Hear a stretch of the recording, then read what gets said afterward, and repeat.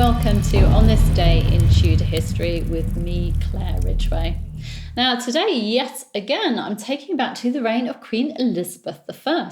For on this day in Tudor history, the 19th of December 1583, 23-year-old convicted conspirator John Somerville was found dead in his cell at Newgate Prison. Death was by strangulation, and it was said to be suicide.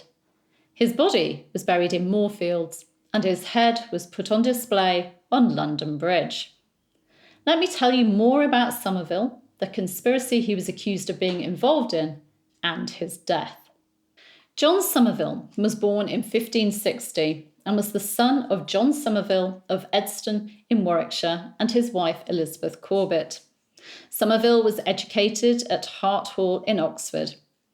In 1579, following the death of his father, Somerville inherited properties in the counties of Warwickshire, Gloucestershire and Worcestershire, although he never took possession of them, as they were to be held by his mother until he was 24. Somerville was married to Margaret Arden, daughter of Sir Edward Arden of Park Hall, and his wife Mary Throckmorton.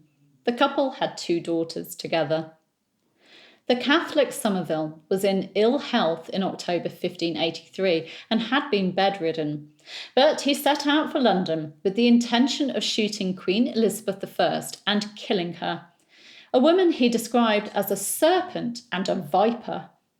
He was arrested after telling fellow guests at an inn of his intentions. He was interrogated, and then he, his in-laws and their priest were imprisoned in the Tower of London. On the 31st of October, Somerville spoke of the trouble of his mind, and it does appear that he was mentally ill. On the 16th of December 1583, Somerville and his fellow alleged conspirators were convicted of high treason.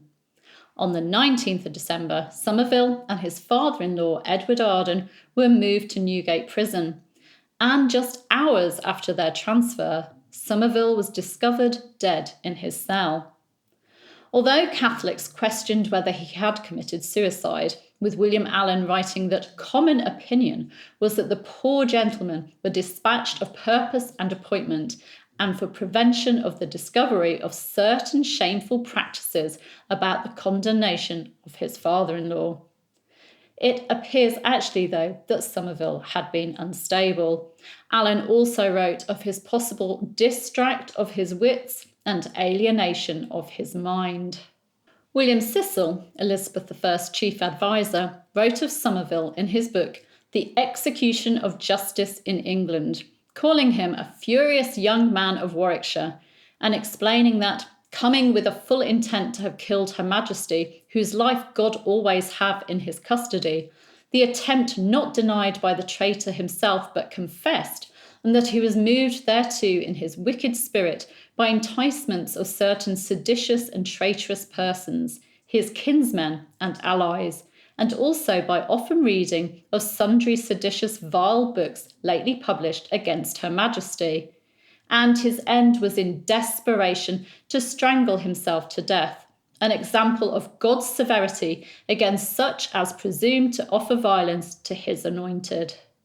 It's impossible to know whether Somerville had any true intention of harming the Queen, and if so, whether he was mentally ill or manipulated by others. Tomorrow I'll be talking about Somerville's father-in-law, Edward Arden, and what happened to him. Do make sure you're subscribed, click there, and that you've hit the bell so you don't miss his story. Also on this day in Tudor history, the 19th of December 1576, Catherine Palmer, Abbess of Sion, died in Belgium. Her death came just over a month after she'd confronted a mob that had broken into her monastery.